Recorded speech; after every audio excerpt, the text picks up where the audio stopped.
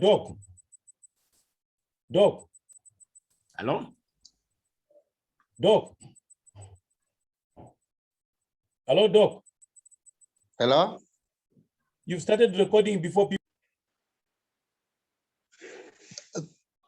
Good afternoon, everyone. Welcome to our webinar series, a presentation this Sunday. Today, we have our leader of all seasons, Mr. Patson Mkuba, our senior administrator, the Seso Languages Copper Belt. He is a seasoned marker and a leader of English paper 2 exam meaning panels and consultants. Today, he has a sharing that we feel should be enjoyed by everyone. Later, we shall allow questions for clarity. Ladies and gentlemen, this is our time to induct each other and put each other in the correct frame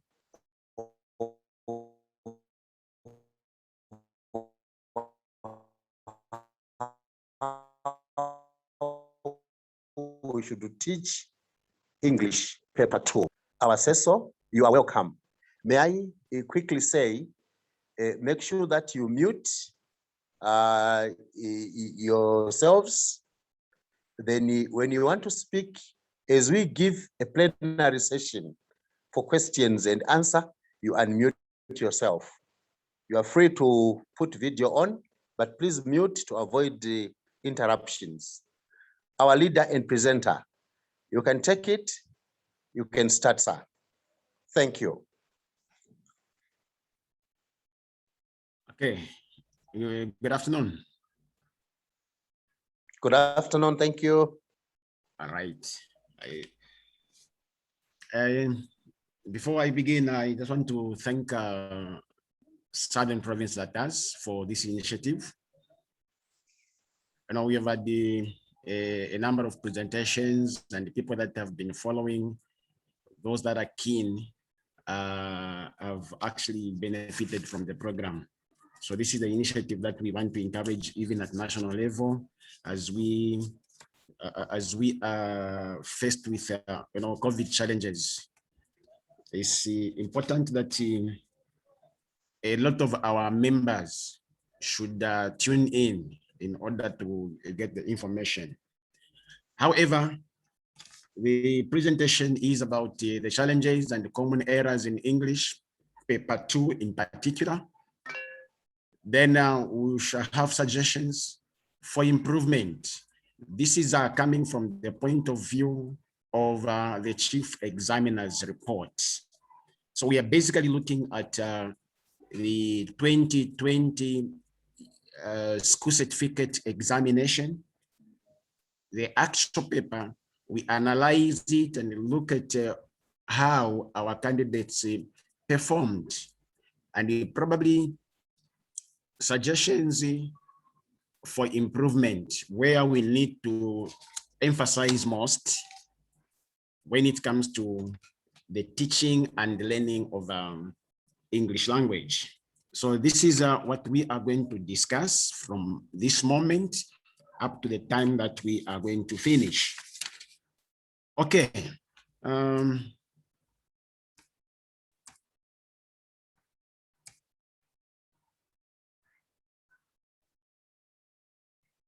Allow me to just go to the next slide. Okay. Now, this one is a 2020 joint examination for school certificate ordinary level, paper 2, which is numbered 1121/2. Now, I want to just look at the overall paper and the quality that it embraced. And are saying quality of the question paper, the entire paper, and the general remarks that we are going to have for each section. So at this point in time, may I say that the 2020 had 3 questions, normally 3 questions. That is question 1, question 2, question 2, 3. Question 1 is based on structure. Question 2 is comprehension, and the last question is a summary question. So these are the 3 questions that the paper had. Now, the whole paper took into account the components of the entire English syllabus. Now, when we talk about the syllabus of English, we are simply looking at structure, the reading, and the writing.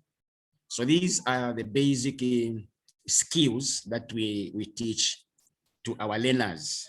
So when we looked at the paper, it took into account all these areas of the syllabus. So meaning it was a good paper.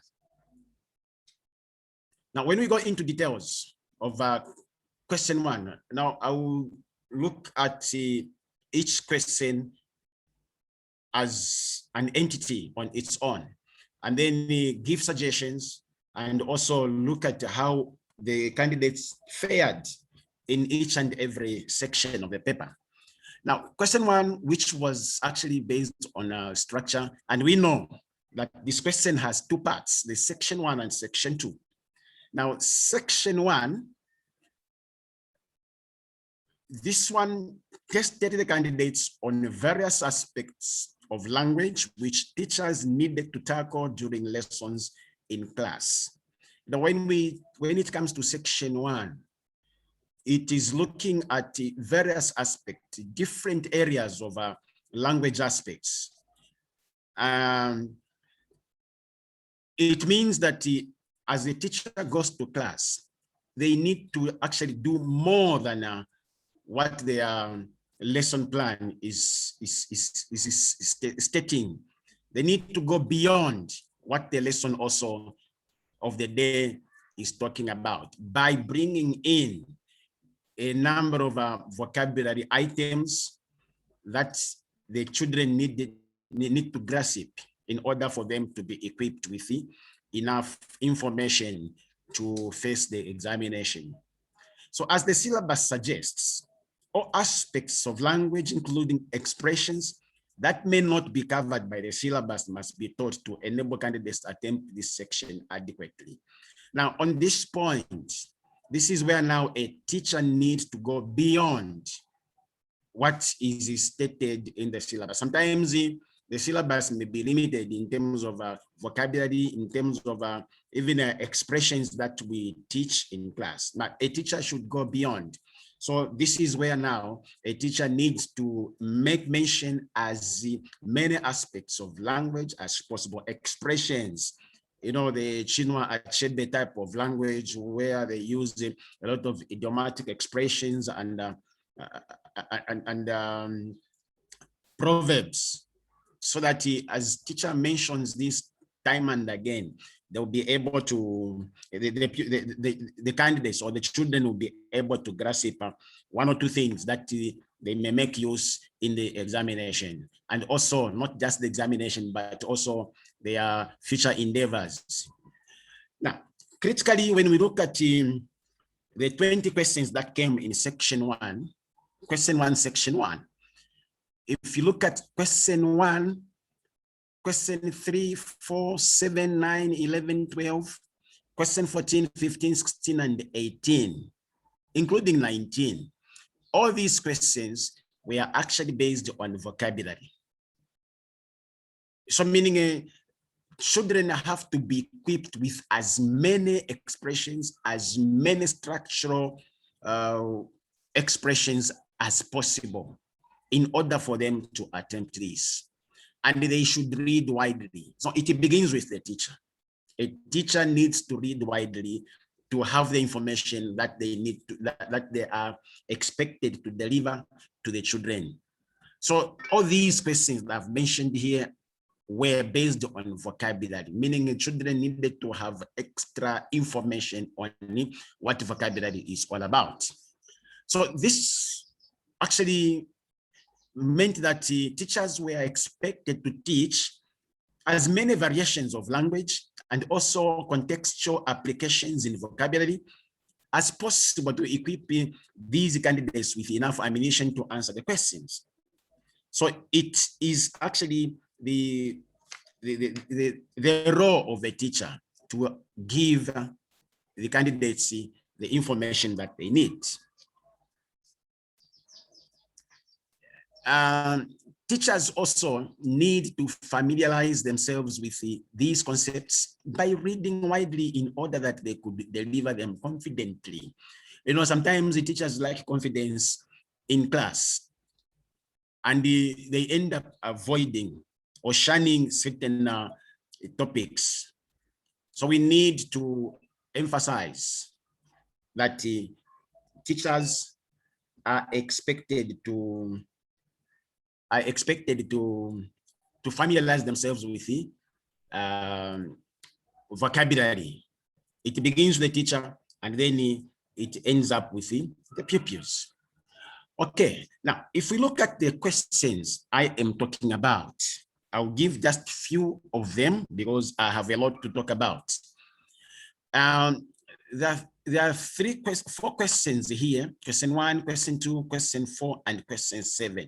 These are coming from the 2020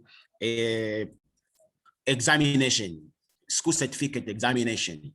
Now, if you look at question 1, which says Kapila was bitten by a wasp, the answer, of course, was stung. As you know, children need to know that a wasp does not bite, but it stings. And the past tense that they needed to actually consider was stung. So this is basically the vocabulary that the children needed to have in order to answer this question. And it is one of the simplest. Look at question 3. The teacher ordered the learners to keep quiet. And again, children needed to differentiate between quiet, which is the opposite of noise, and also quiet, which is an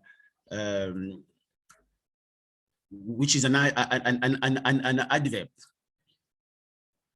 So now the answer was supposed to be quiet, meaning to stop making noise or to be silent. Then question 4, the tourists are interested in seeing a troop of monkeys near the Victoria Falls. Now, again here, it's about vocabulary and also the spelling of that particular word. Instead of a troop that we have there, they needed to write troop, which has double TROOP. So this is about the familiarization of vocabulary. Look at question number 7. The goat barked when it saw a snake. Now, children need to realize and know that a goat does not bark, but bleat.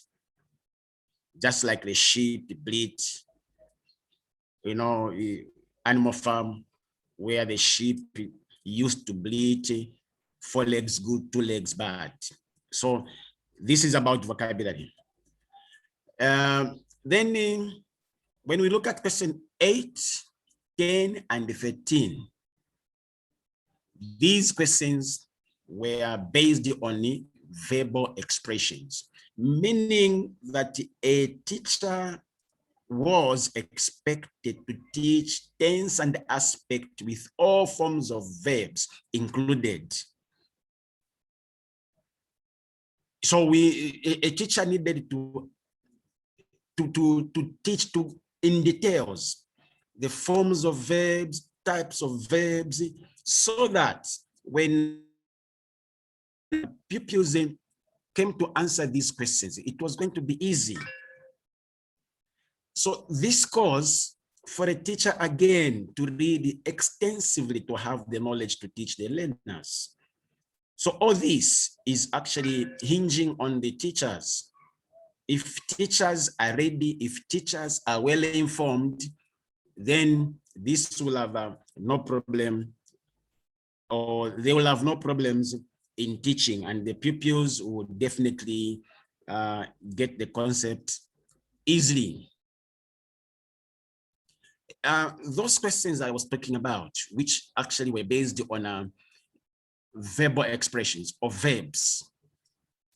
Number 8 of section 1 had something to do with the word lie. We know that the word lie can either mean being in a certain position or telling the untruth. So that is the semantic aspect. So those are the two meanings that the word presents. Now, this one is talking about being in a position, a certain position for 2 hours. So having lied in bed for 2 hours, that is to regain the consciousness. Now, teachers needed to look at this one because candidates did not do well on this one. Meaning teachers did not emphasize the difference between lie, which means telling the untruth, and lie in a certain position. And again, they needed also to go further to look at the perfect aspect. You know, we have the perfect aspect, the have, has, and the had. That each time we are dealing with the perfect aspects, have, had, and had, then the verb that we use is the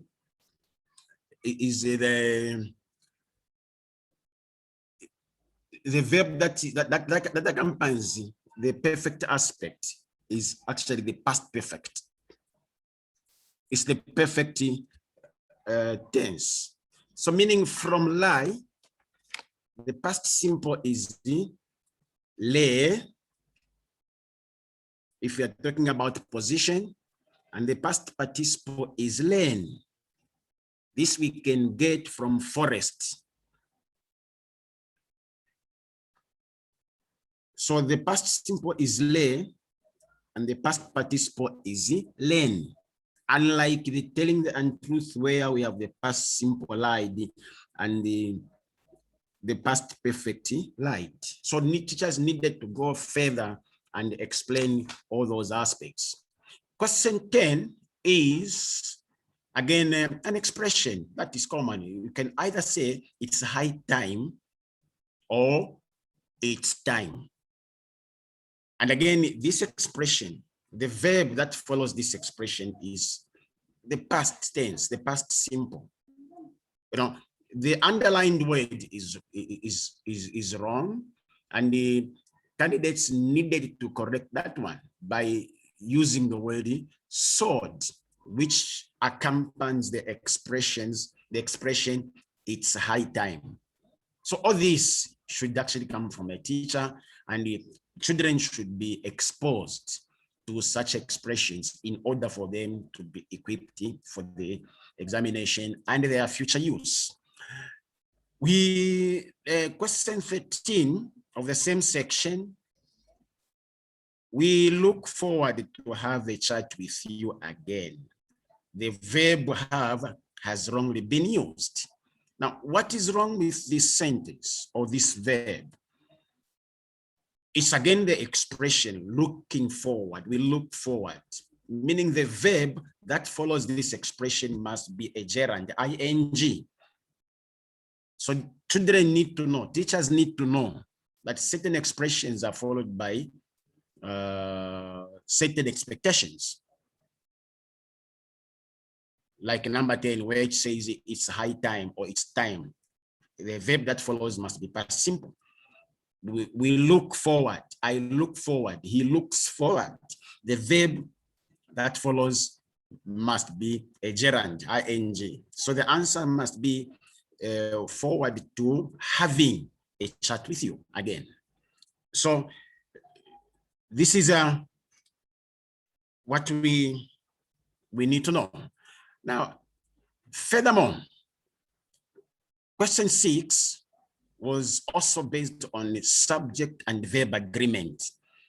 This is one of the critical aspects of language that a teacher needs to look at, because this is one of the main aspects of language. The relationship between the subject and the verb, and also their complements and so on. So this is another important aspect that teachers need to look at. Question 2 also was based on prepositions. We've taught prepositions. We are looking at what prepositions are and the role they perform in English. This is very, very important for teachers to go through all the preparation, the prepositions, in order for them to prepare the candidates very well. Question 5 was also based on comparatives and superlatives. This begins as far as in grade 5, 6, 7, 8, 9, 10, up to 12. Then question 20 was also based on phrasal verbs. Now, if you look at these 4 questions, it takes a teacher to prepare the children, and the emphasis must be done by a teacher. So now, the subject and verb agreement. This is the relationship between the subject and the verb. Now, children did not do very well. Most of the candidates didn't do well on these questions, meaning teachers did not prepare the candidates as expected. If you remember, if you've been going through the question papers, question number 6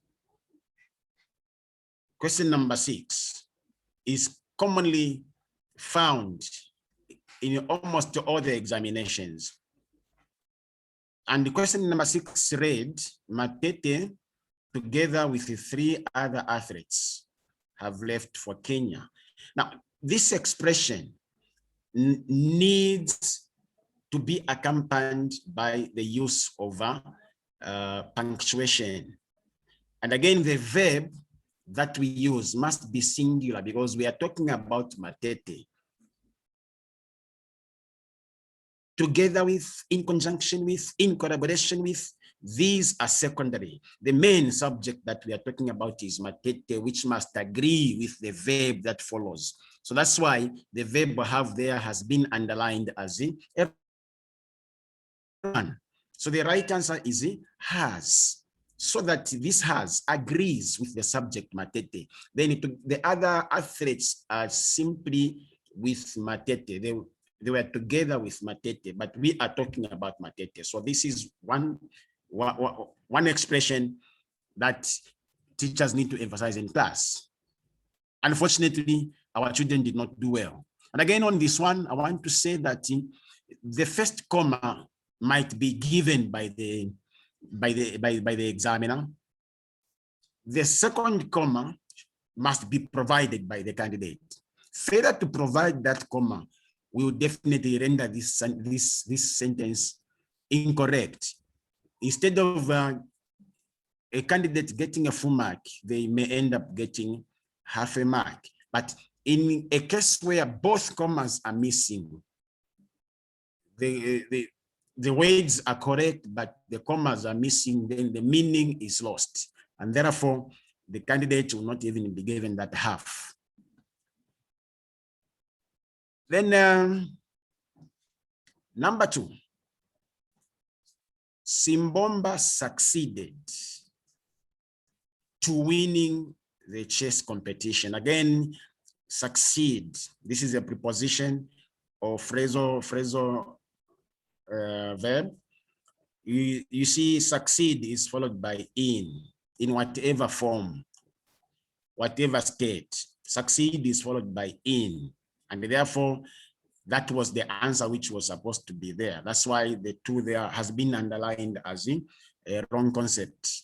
So it should read this: Simbomba succeeded in winning the chess competition. So it has to do with preposition. The other question, which is should be, I think, number 15. Of the 2 girls, Clara is the least beautiful. And again, least has been underlined as wrong. So we need our children, our teachers need to know that each time that we are comparing 2 things, we use the comparative term and not a superlative term. And in this case, where we have 2 girls, one of them is Clara, who is less beautiful. So in that way, but again, as you can see, this sentence was not just straight, meaning teachers should have gone through a variety of expressions pertaining to this construction in order for pupils to see the difference and be ready for anything in an examination as well as in their future careers. Question 20 was also based on a phrasal verb. My neighbor helped me to put off the fire. So now, put off, if you look at the meaning of put off, looking at 2 things. Someone is being discouraged, or something is being pushed forward to a later date, postponing. Now, here we're talking about extinguishing the fire. So the preposition that was supposed to be used there was out. You know, most of the children do not do well with prepositions, meaning they are ill prepared by teachers. So it takes a teacher to actually do their role in order for our candidates to perform very well. Now, the advice that I want to give, I've already spoken about teachers making emphasis on this area and the other, and also what they need to do. They need to familiarize with a good number of expressions in order for them to prepare the children. Now, there is also need for the teachers to emphasize that rubric must be observed, as any infringement will cost them. By rubric, I mean the rules governing a section of a paper. For example, this paper or this section says, the rubric says, in each of the following sentences, the underlined word has been wrongly used. Replace it with the correct word. Write your answers in the spaces provided. So here they need to just follow what this rubric is talking about. They need to write the correct spelling, the correct answer. Now, there are cases where probably multiple choice has been given, A, B, C, D, A, B, C, D, and the rubric says, circle the correct answer, or write in brackets the correct answer. So that those are rules of the game and must be observed. Any infringement, if a child or if the paper, the rubric says, write the correct answer, and the child in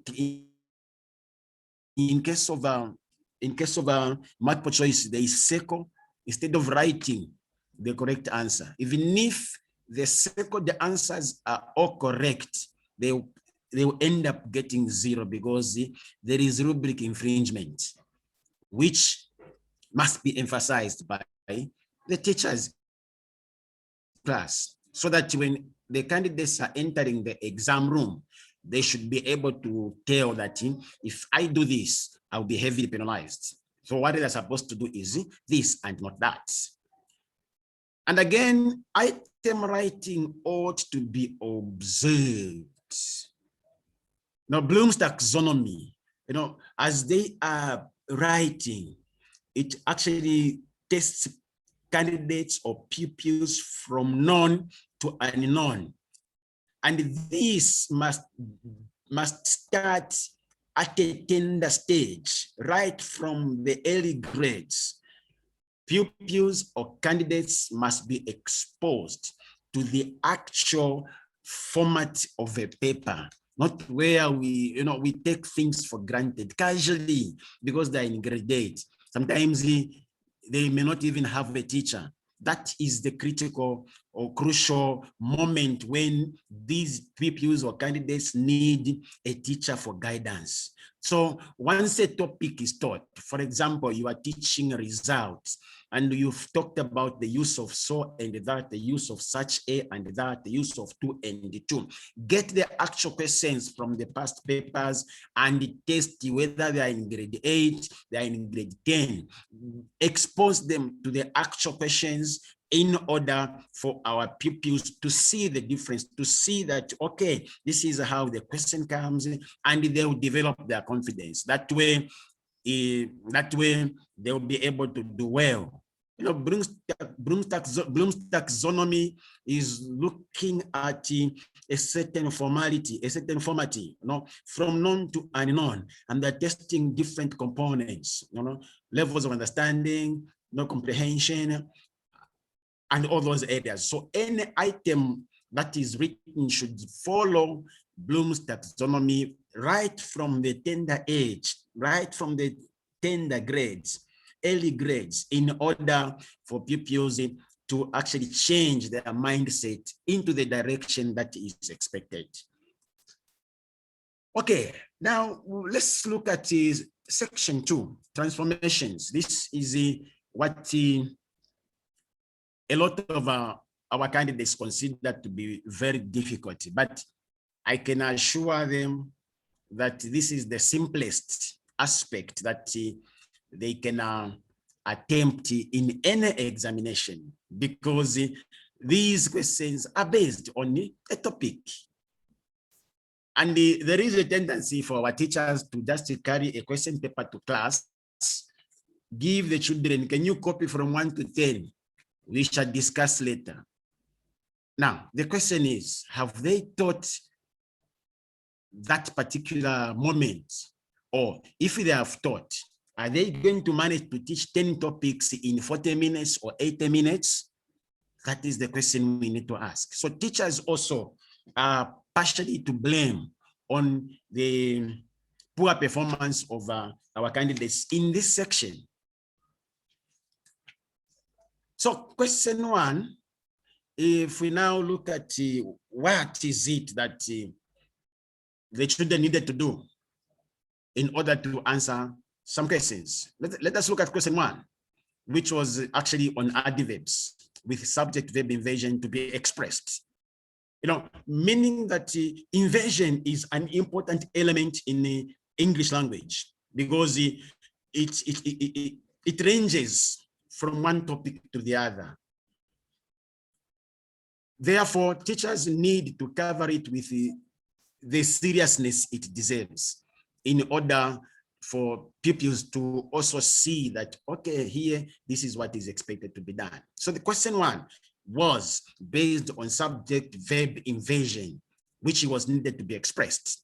Then question 2 also dealt with the condition. This is a topic that actually begins from way back, and we keep on repeating the same topic, grade 8, grade 9, up to grade 12, until our children are comfortable with this topic. Question 3 also was based on contrast. Don't worry, I will show you the questions, and you see, you will discuss them in full. Question 3 was based on a contrast, and a special expression of a contrast on this one. We'll see it.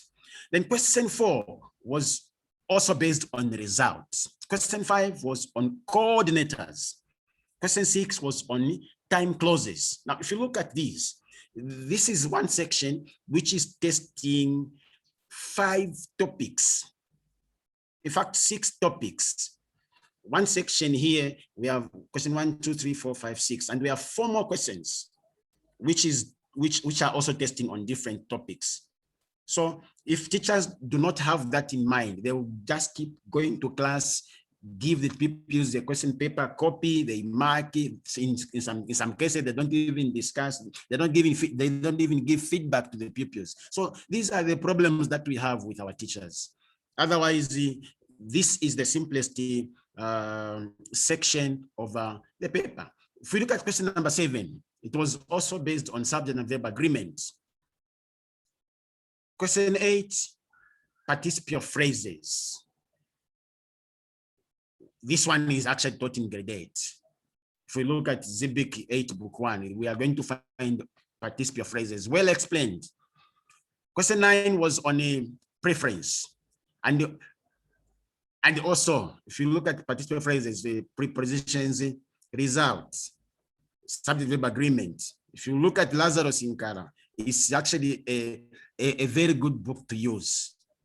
I can see his chief is there. I want to commend his work because it is simplifying our work. So now, if we look at these 10 questions as 10 topics that have been tested in an examination, the examiner assumes that these 10 topics have been taught to our pupils from grade 8 to grade 12. And when they test them, they know that all these have been covered. And we take things for granted that all this information has been covered. We further ahead. Like I said, don't worry, I'll show you the questions. So these are some of the questions that we are going to look at. Question 1A says, learners are not allowed out of bounds under any circumstances. So this one is based on adverbs and subject verb inversion. So teachers need to emphasize that anytime an adverb begins a sentence, then the candidates need to use, they need to make use of subject and verb inversion. So the answer there, they begin with the under,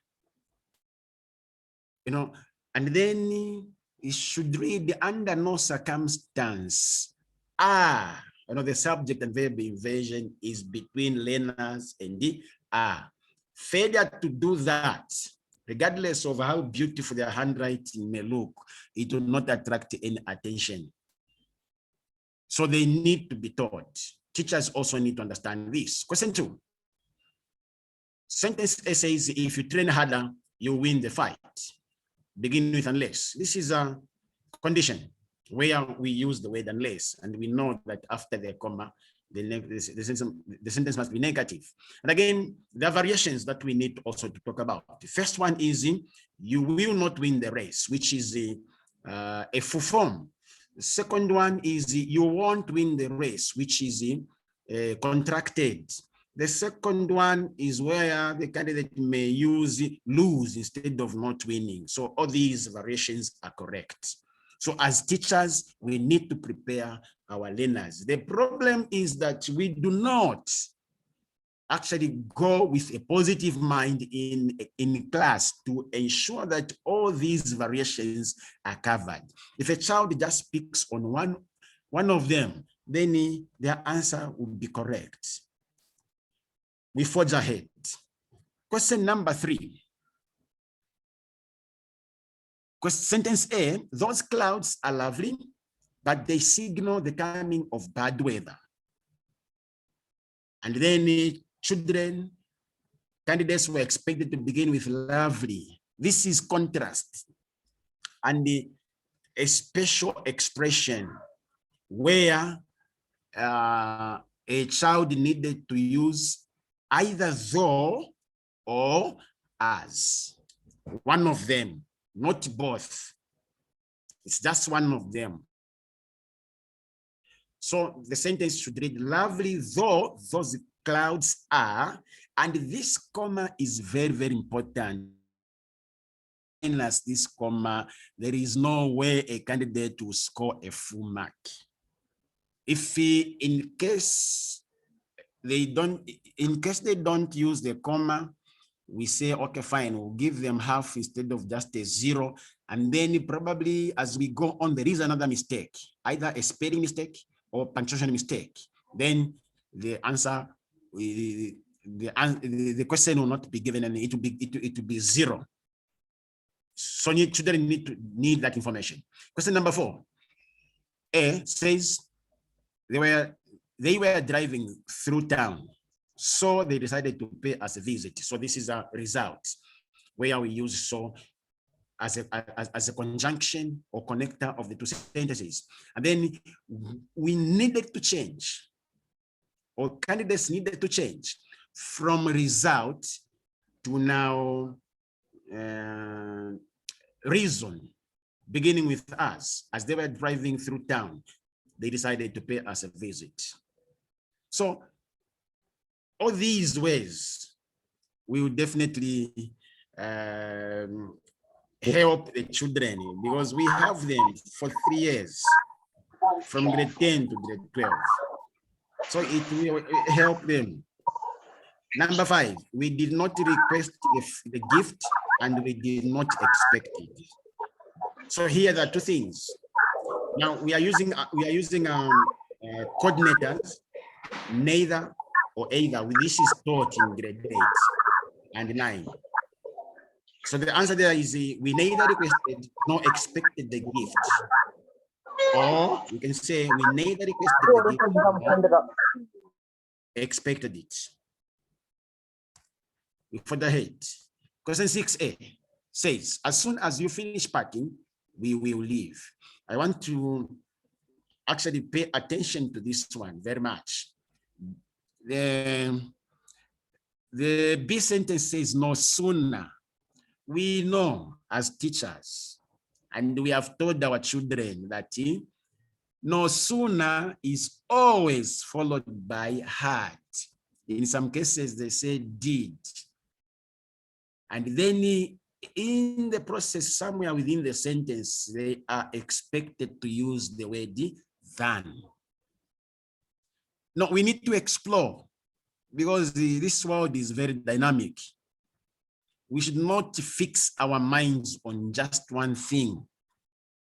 Now, if you look at the sentence, the question is slightly different from the usual, style of teaching. It says, as soon as you finish packing, we will leave. It's actually future and not past, where we normally say, as soon as we finished packing, we left. No sooner had we finished packing than we left. Now this one is actually future, and therefore we need to go beyond the usual or the normal way of expression, where now we are looking at future. And therefore the answer was, no sooner will you finish packing than we will leave. We are looking at future and not past. So as teachers, we need to we need to extend our thinking, read widely, and have extra information, not just glued to one thing, having our minds fixed on no sooner had than, and then past tense. So this one is actually a special one. I thought I should mention that point. Number 7A, the head teacher and all the prefects are attending a meeting. This one has been coming year in, year out. Even on section 1 of this question, we actually had it. We had this in this question. Now, this is a subject-verb agreement. And the candidates were expected to begin with the head teacher, comma, as, and then they finish the sentence. Now we know the head teacher, we are talking about the head teacher. So it is the head teacher which must agree with the verb is, but the second comma is also cardinal. Minus that second comma, this answer cannot be given a full mark. So we need to emphasize. So the head teacher comma as well as the prefix comma. We are not talking about the prefix are actually secondary in this matter. We're looking at the head teacher who is attending a meeting, and then who was he with? The prefix. So this is how we should simplify work for our learners. Number 8A, as the doctor ran several medical tests on the patient, cancer cells were seen in the specimen. This is a participial phrase taught in grade 8 and even 10. Here, where the candidates were expected to begin with running, which is a gerund. So running several medical tests on the patient, comma. Now, when we reach that comma, teachers need also to tell their pupils or candidates that the first thing that comes after the comma is the performer of that action. Because this same sentence may read, running several medical tests on the patient, cancer cells were seen in the specimen. Grammatically, that sentence is correct. But what does it mean? It means that, the cancer cells were running several medical tests because it is coming first in the series. So we need to realize, teachers need to realize that after this comma, the first thing that should come is the performer or doer of that action. In this case, it is the doctor who actually ran several medical tests on the patient. And then after that, he saw the cancer cells in the specimen. Okay, let's forge ahead. Number 9 is Sichikali would rather plant beans than harvest rice. And then begin with Sichikali prefers. This is preference. Preference, we can use the word prefer, we can use or also would rather. I would rather do this than do that. Okay, so all these variations must be taught. So Sichikali prefers planting beans to harvesting rice. And the last question was, Mr. Mwansa spoke very fluently. All the participants understood his presentation. Now we're supposed to begin with the so, which is an adverb. So here we need to pay attention to subject and verb inversion. You remember earlier on I said verb inversion is actually rampant and it cuts across so many topics. So we need to have that in mind. So the answer to this question was, so fluently did. This is where our subject verb inversion lies. Did Mr. Mwansa speak that all the participants understood his presentation? Now, comments that I want to make on section 1 of question 1. Although I have already alluded to some of them. So regarding section 1 of question 1, teachers need to teach as many language constructions as possible in class. So I talked about this, that they need to go beyond the syllabus. They need to go beyond the schemes of work and bring expressions that we normally use for the pupils or the candidates to effectively answer this question. But it appeared that the candidates didn't fare well on this one because the teachers were not effective in the way they taught their candidates. Now, Teachers need to read widely. They need to familiarize themselves with vocabulary. They need also to familiarize themselves with the different expressions in English language. This will help our children to actually have a feel and also make use of the language. Now, again, this one, failure to follow instructions will cost pupils. It's important to follow instructions. Instructions are very important. This is the rubric that I talked about earlier on. Now, section 2 of question 1. For this section, teachers have no option.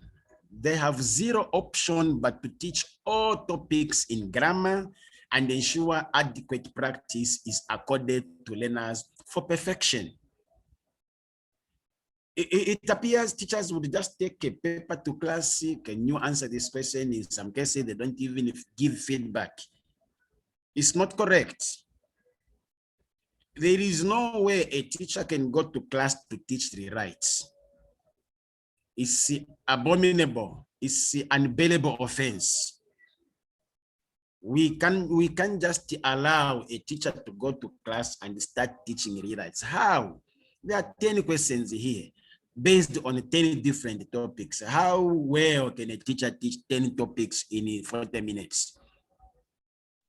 So as the standards officers beginning at HOD level, HOD is a standards officer at school.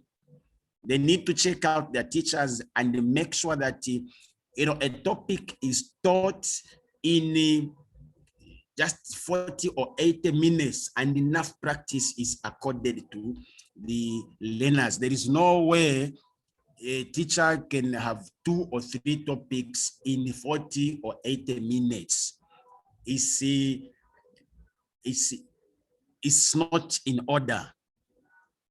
It's unacceptable. So teachers should also avail examination questions to the learners so that they are able to tell the parts being tested. So on this one, teachers must explain that this question is coming from this topic and the information on this topic is blah, blah, blah, blah, blah, blah, meaning all the information needed on that particular topic must be availed to the pupils. So on their own, candidates should be able to tell that this question is testing this topic and how best can we express this topic. Learners should be able to tell that on their own. Teachers and learners need to know that transformation questions are testing a particular topic and it is therefore imperative. Zero option. They have no option for teachers to exhaust all topics in the syllabus and show learners what each person is testing on a particular topic. Punctuation is another important aspect when teachers need to make emphasis. I've talked about questions that needed the punctuation where probably a candidate is given 1 mark or half a mark or not even a mark at all. So this actually is the honors of the teacher to ensure that learners do what is right. So as teachers, we have a lot. There's a lot of expectation for the teacher to actually be on top of things. All right. Having done question 1, now we are now looking at question 2, which is comprehension. Another aspect which teachers do not teach effectively. Teachers just carry, a question paper to class, read this topic or read this passage, answer the questions, and bring for marking, which is not correct. The comprehension has suffered a raw deal, year in, year out. So teachers need to teach this topic. Teachers need to teach comprehension, just like we do with summary. It's very, very important. And the children need to like comprehension because the passages actually are very good. When a child is reading, they enjoy. Now, it depends on the teacher to make this topic or to make this exercise interesting. If they don't, then it's very unfortunate. So the passage for 2020 comprehension was based on life story of the author, or what we call autobiography in literature. The passage was in a simple language for candidates to understand the topic.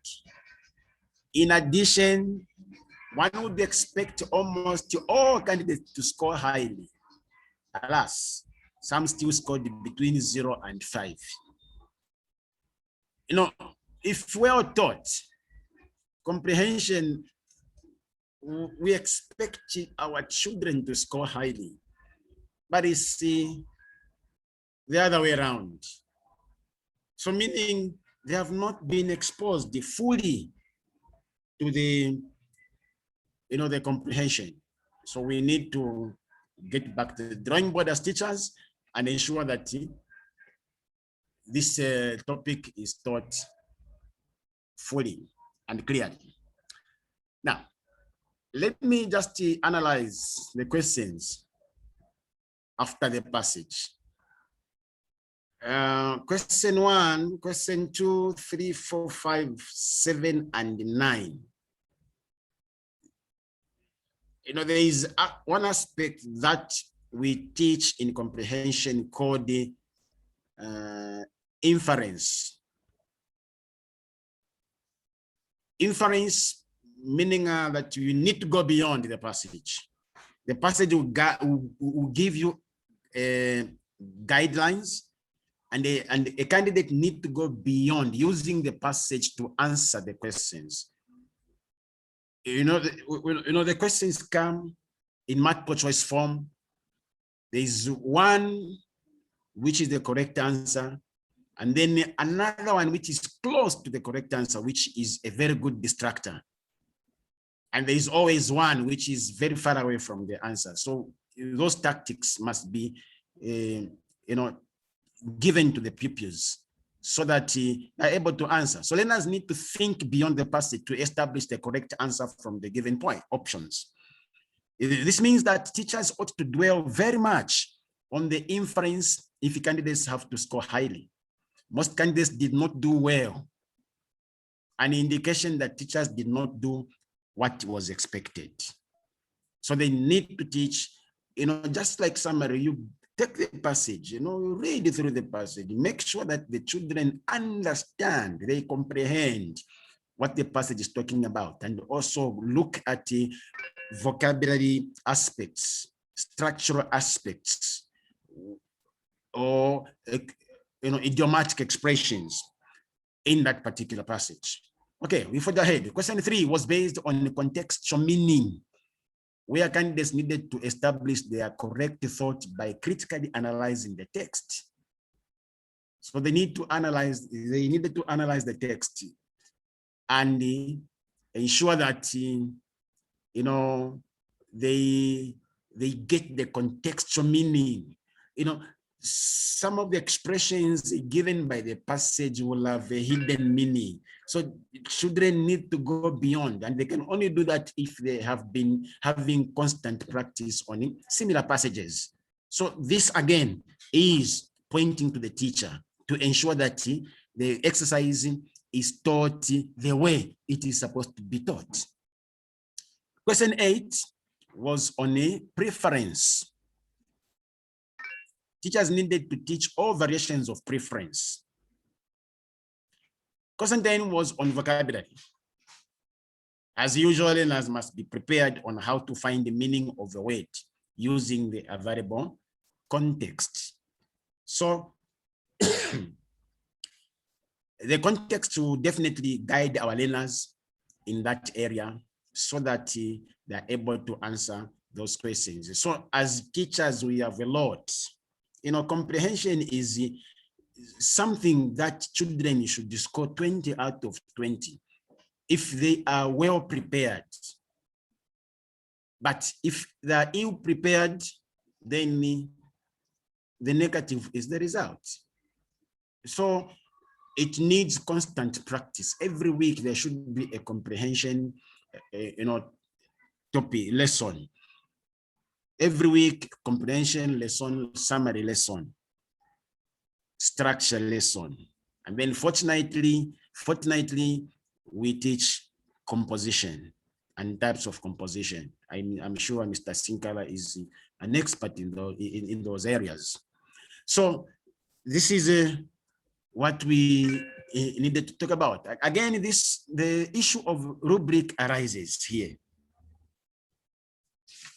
Comprehension in most cases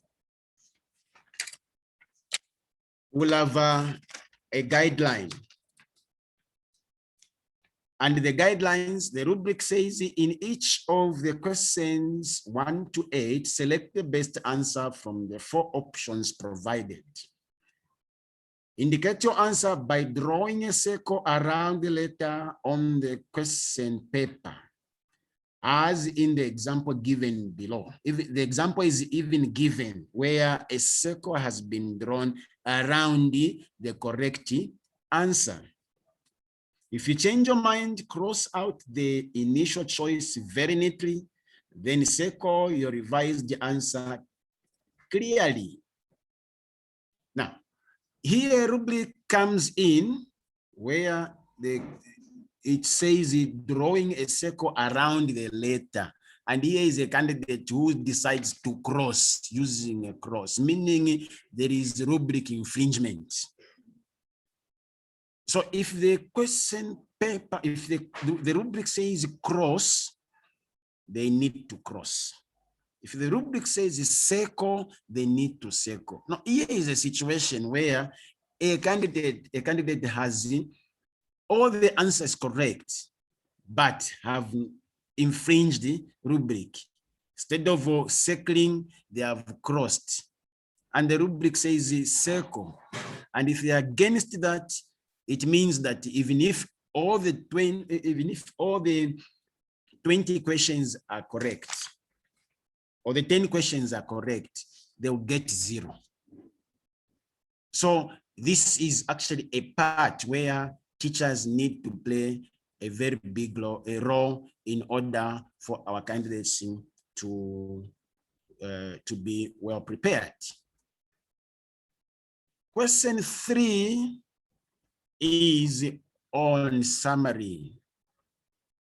Now, the majority of the candidates did not perform well. Candidates needed to follow the criteria of summary writing. Teachers, the criterion of summary writing, teachers need to teach this skill. Some candidates even exceeded the number of words. On this one, steps to write an ideal summary were discussed in the previous presentation. The last time I was on the platform, on the air, I discussed the summary in details. And those of you that were present followed and asked questions and so on. So I feel there is no need to proceed on the summary writing and what to do with summary, because it will take us another 20-30 minutes. I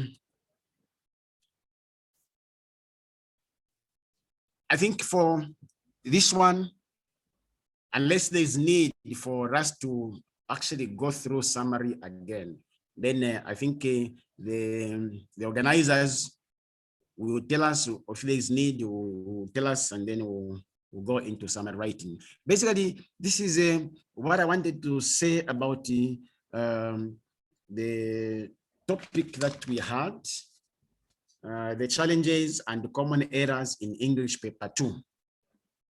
And then suggestions for improvement. I hope I've looked at the challenges. I've also looked at the common errors that our candidates did last year, and also the suggestions that I have put across for people to follow and be able to do what is right. I think I may end up here awaiting questions, but don't kill me, Chief, with questions. Thank you very much. Thank you, Pastor. Thank you so much. Doc. Well, colleagues, it has happened, and our facilitator is done. If you have a question or concern, an addition, or some gray area that needs clarification, please, there's the raise up button on our Zoom.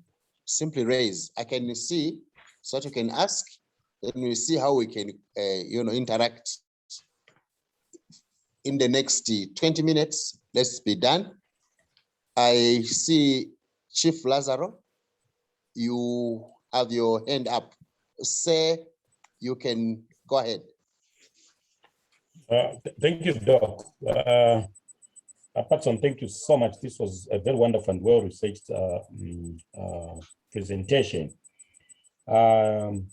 Alongside my thanking you, I just want to echo one point that you, in fact, two. One on the transformations, the rewrites. You ably said, as teachers, you reminded us that as teachers should not go to class and say, today I'm teaching rewrites. I think I liked that. And I would also just want to rub it in and echo to my colleagues that there is no topic called rewrites. The term rewrites is just a coined one. It is a testing tool. It's a testing terminology of the structures that are taught. Okay, so we are supposed, like the presenter said, we are supposed to teach the structures. And then when it comes to testing those structures that we have taught, one way of testing is the use of the rewrites, which are transformations. So let us not go to class and say, today I'm going to teach rewrites, and then you start revising. You are not teaching, you're just revising. Okay. And then the other contribution I wanted to make also, it's about comprehension. Again, thank you, President. You really educated us. Comprehension this is just about understanding the passage. Now, I think one point which maybe I missed, which you needed really to echo on, is that when it comes to comprehension, we are not there to fight what is written. So it's comprehension. We have to understand what is written. Anything outside what is written, whether it is false or not, we are not supposed to bring it in, and we are not there to say, no, what is written is not correct. I always give an example of, if a passage is talking about the towns in Zambia, and the sentence says, oh, when we arrived in Livingstone, the capital city of Zambia, then in the question it comes, which is the capital city of Zambia? A, Lusaka. Don't say, no, the passage, there's a mistake in the passage. Follow what the passage has said. In this passage, the capital city of Zambia is Livingstone and not Lusaka. So let us detach what we know from what is in the passage. I thought I should share that. Thank you. Thank you so much, Chief. Any other concern from our president's presentation, colleagues?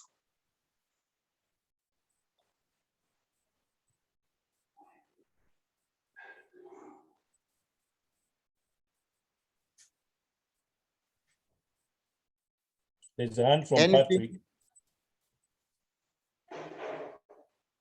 Doc, there is a hand from Patrick. Patrick, you can unmute yourself and proceed. Okay, thank you very much. Thank you very much. I'll follow the presentation. Very good presentation. But I have a question I want to ask. Go ahead. We are in, yes, sir. When you look at the period of this COVID, most of our we reduced. I remember last year we reduced the number of periods because of the issue of accommodating all the pupils. I think it's also played a role because we had sometimes less period, we could not teach effectively. Maybe the way you planned almost every week, we need to have English in comprehension lesson, which was a bit also, I think all the teachers and all the colleagues who are there can agree with me. So it's one thing which was a drawback. The other question I wanted to ask on the 10 topics, when we talk about the rights. Most of our schools, we have an issue, and the issue which is there, you pick up a class in grade 12, and they give you a class, you presume the pupils have done all these other things because these topics, there is a build-up from grade 10 until grade 12. But in the course of teaching, that's when you realize there are some gaps. We need to bridge gaps.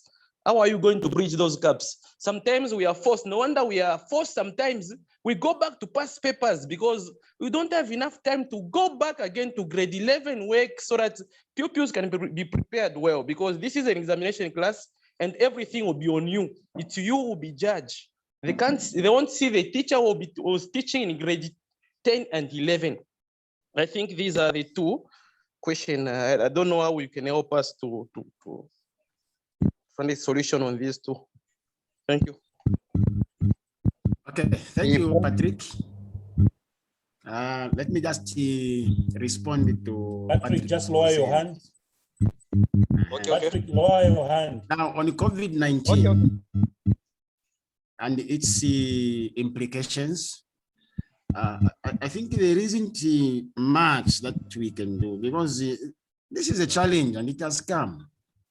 Now, we must find a way around it. Of course, hours have been reduced for lessons, but we must find a way of going around it in order for our purpose to be effective. If you look at, you even alluded to the fact that these concepts are normally repeated. There's a build-up from grade 8 to grade 9, 10, 11, and 12. Most of these things have just been, built up to grade 12.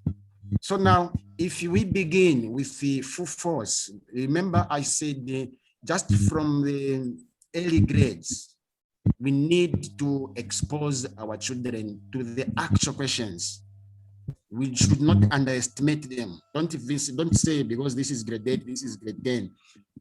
We'll tackle this, I think, when they reach grade 11 or 12. Just from the onset, expose them to the actual questions.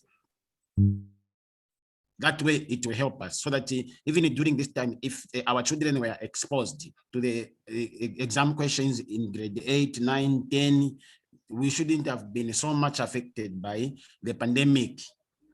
So we just have to find a way around this COVID because the examinations are coming and our children will be tested. Yeah, so it's very, very important. Now, the second question where I talked about the rewrite, you pick up a class in grade 12, and then you ask the question, how do you bridge the gap? In every game, there are starters, there are midfielders, especially in football, and there are scorers. So there are finishers. If Patrick, you're a good finisher, definitely you wait until the children reach grade 12, then you finish by scoring. So that one, we cannot complain much. We just have to, find a way of bridging a gap. It's not everything that these children are lacking. So as a finisher, Patrick, you need to just be sharp like Benzema and score. Thank you. Okay. Thank you so much. Sorry, Doc. Yes, sorry, Doc. Before we move on to that is somebody, Chula Chupa. There has been a question inbox. It says from Messi Mulako Mishoke, it says kindly highlight some mistakes that candidates made in summary, apart from not observing the word limit? Maybe before we proceed with the audience, let's attend to this question. It's been pending inbox. Repeat the question, Chief. Highlight some mistakes that candidates made in summary, apart from not observing the word limit. Okay. Maybe basically, you see, the first thing is actually misunderstanding of the question. You know, in summary, there's only one question that you're answering, and the answers are coming from the passage. I liked what Shinkala talked about earlier on. What the passage is talking about, not what pupils know. Yeah. Not what the teacher knows. It's about what this passage is talking about. That is what matters. So candidates take things for granted that they know a lot. We are not interested in the information that the candidates or teachers know. As far as summary is concerned, we are interested in candidates extracting the answers to the question in that particular passage. So those are some of the mistakes that they make because they want to do it the way they understand it. And in the process, they drift away from the question that is at hand. And again, what about paraphrasing? Paraphrasing? Yeah, even paraphrasing, there are some candidates who actually paraphrase everything in their own wisdom. So it's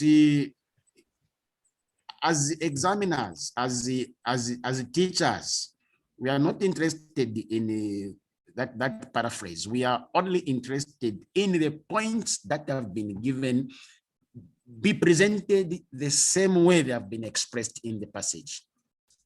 Remember last time I said as the candidates are reading through the passage, they need to establish which sentence is answering the question, and those same sentences are likely to be in the summary. So paraphrasing actually poses a threat because the candidates will definitely drift away from what is in the passage. And if they do that, it becomes dangerous because we will not give them marks. So those are some of the things that the mistakes that candidates made in it's basically the understanding of the question. And because if they understand the question, they will be able to answer it. And then the way they extract points from the passage. I think those two. Yeah, President, I think you labored in the previous presentation on summary. You indeed labored so much. I think the question on the question of paraphrasing, and I think if I remember well, we concluded that you, the examiners of paper 2, you need to somehow review and accommodate the concept of marking summary, because it's not the, like you said, it's not the children's wisdom, it's what we teach them. Because we teach them summary is a brief account. You need to, it's word economy. You need to find ways of bringing out a point, but in a very economized way in terms of word usage. That's what we teach them. And that's why we teach them, things like the use of short forms. Don't write do not, because that will count as 2 words. Write don't, that will count as 1 word. We teach them all those things. But then we are not examiners, we are teachers. And that's what we teach. And that's what the textbooks say. We don't know as teachers that we actually mislead our learners. We don't know that we mislead our learners. And if so, that's why we appeal to you through the chief examiner that maybe we need to bridge that gap. Let us review the way we mark a summary, because I'm guilty personally that it is I, the teacher, who makes learners score very low marks, because of what I teach in terms of summary. I think you labored very well in the previous presentation. Thank you. Thank you so much, Chief Lazaro. Thank you, our president. Do you have any last three hands or clarification on the sections? There is a question inbox. Are people following the inbox? Yes, please. I'm following you, sir. Yeah, there is a question inbox from Clementia Sakala. It says, what happens to a candidate who writes the summary in note form when it is supposed to be in prose? I think this question was also answered by President in the previous presentation, but still, President, you can quickly go through it. Okay. What happens to a candidate who writes the summary in note form when it is supposed to be in prose? I think the last time I was on air, yeah, I said summary must be presented in note form and not point form. Sorry, summary must be presented in a prose. Prose. Yes. And not point form. If a candidate presents his or her summary in point form or note form, that summary lacks expression and they will be penalized on account of expression, because it simply gives the ideas and there are no expressions. A prose will have the ideas as well as expression, so that summary will be penalized. It will be marked normally, and then at the end, depending on what the agreement is, maybe 2 marks, 3 marks, or 4 marks will be agreement with who? Deducted. So if a candidate scores 2 out of 20 and they have written a note summary, that will be taken away. That's a good one. Okay. So yes, that's what happens. Sure. And my president. Yes, yes, Doc. What I've discovered is that the students that write in note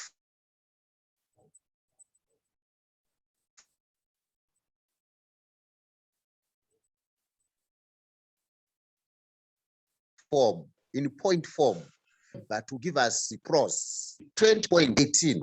And when we agree, because I've heard there's this question from Chief Lazaro who says, who agrees to remove yes. how many points? It is it's the panel of the house. Consultants in it's that the house. So otherwise, it's prose that is needed. Write in note form, you are penalized. I think that is enough, my president. Yes, it is. So I'm interested in the agreement, Doc and President. So you sit as a panel and agree from the onset that anybody who writes in note form we should deduct two marks. Yes. No. Regardless of Chief. Regardless of how many points someone has brought out. Before you go further, Chief, the agreement is on the allocation or the deduction of marks, not the point form. The point form is known; it will be penalized. The agreement comes in on the penalty itself. How many that's should what be?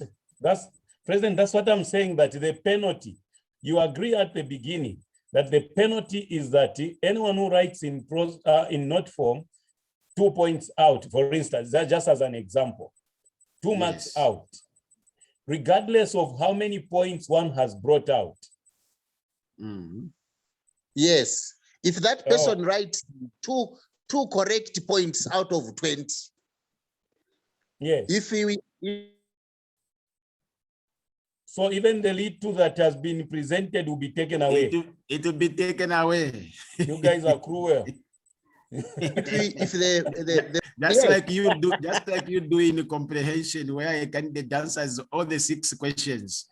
very correct, but if it is not You according mark to the all rubric, the 6 and then No. You see, maybe you should borrow from us. For us in paper 1, we graduate these things. We've graded them A, B, C, D. Okay. And the penalty is higher in the A and B class. Anybody who scores 16 up to 20, the deduction, if it is 2 marks, that penalty cannot apply to D. Okay, you cannot say we deduct because D is 0 to 5 and say you slap the same penalty. No, for us, we graduate these things. And I think it would be a very fair way of somebody has struggled and raises 2 points and you say out. If somebody has raised, for argument's sake, if somebody has raised the 1 correct point and you've agreed we will deduct 2, so that person will score -1.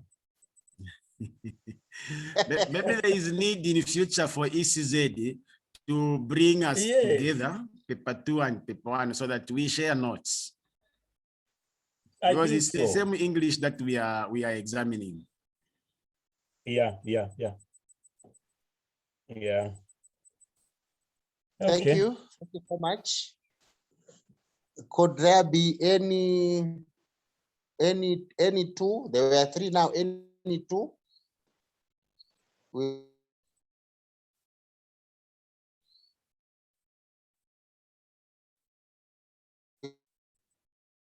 should be closing at 8. Maybe there's okay. There is so much, our president, for this elaborate presentation. Thank you, all participants that have taken a part in this Zoom meeting. I know it has been rough. I've seen people from it struggling. They haven't managed. I've also seen some people in Mpongwe, those I know.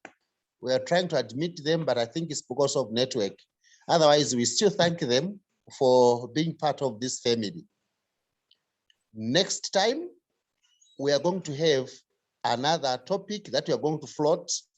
I'm not very sure which one is there, but we're going to do it again at the same time, 17 hours, next week on Sunday. May I apologize that our host, Mr. George Ganyama, is tired. He's present, but he could not preside over this meeting because he had a lot of funerals here and there. Should I simply say thank you so much, all of you that are present. We can call it a day until we meet next time. Our president, we wish you well. Thank you, Doctor. Thank you, Chief. Thank you, Patrick. There's a hand. You've seen it? There's a hand from Churu Chupa. Oh, okay. Yes, Doc, give me an opportunity. Okay, go ahead, sir. I know you have closed. I'm sorry. Not yet. It's Chief Lazaro who blocked me, I know. Yeah. Oh. Doc, I'm very grateful that I'm appearing once again here. Mr. President, thank you for laboring on the features that are very important in the examinations of our candidates. Yeah, our learners need to get the gist of their examination very, very well. And the onus is actually upon each one of us. I want to commend you for that. I also want to commend Chief Lazaro for talking so much about the summary issues, how we should go about it, and so forth, including those other features of our structures actually language is the hinges of our language is based on the structures. If we handle the structures very well, it will be very easy for our learners when they become candidates facing the examination beginning from grade 8 to handle any issue in the examination, whether at grade 9 or at grade 12. So it is actually the skill that we usually lack as teachers ourselves. That's why at times we begin to blame ourselves when we see the examination paper. Yeah, because we have not inculcated the skill in the learner to actually approach the examination squarely. So once we do our homework properly, it becomes very easy for our learners to handle, and we are not going to worry because we've done our homework. Maybe what will worry us is just those other seeds, you know, the children who are a bit difficult, those that were escaping from class and from our lessons and so forth. Otherwise, when we do our best, we find that we smile because we get the best out of those candidates. And I also wanted to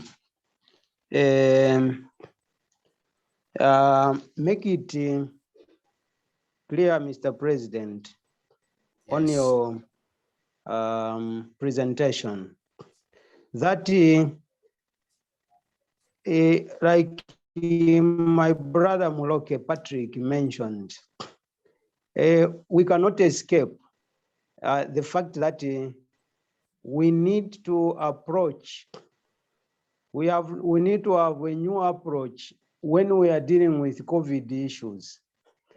Remember, like you mentioned, in every institution, you have backbenchers, you have those who can score. So if, for example, you are in the front line, you are known to be one who is a scorer. You score the game and you are given a grade 12. You need to find a strategy of, you know, winning over those children to the examination and perform. Those who are good performers, they will definitely do. Yeah, so we need to find a strategy, my brother, meaning that you are a dependable player in your institution if you are given a grade 12 class to handle, so that you are a finisher, you know. So find a best strategy that you employ for you to come up with very good results, of course. And I know for the institution to give you that you know, trust that you are a finisher, meaning that you are a good performer. So keep it up. Don't complain. Just find the best way of handling what you are given in your hand. The ball is in your hand, my brother.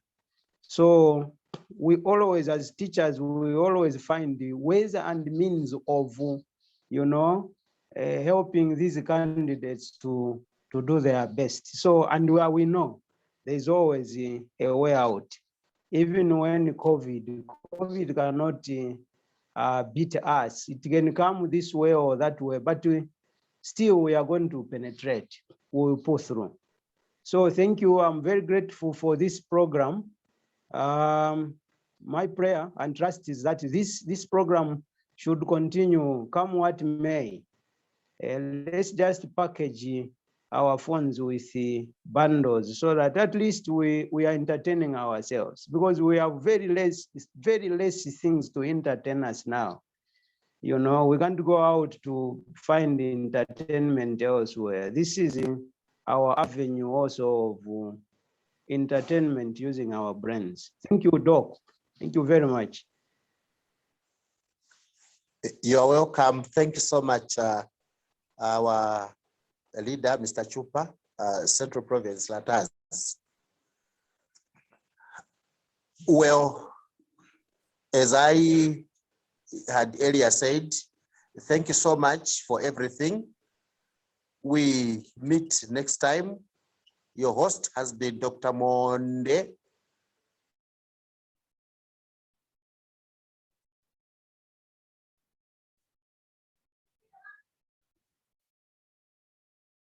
Aston, the facilitator, together with the George Kanyama. The rest, you can exit. Thank you so much. Thank you. God bless. Thank you. Goodbye.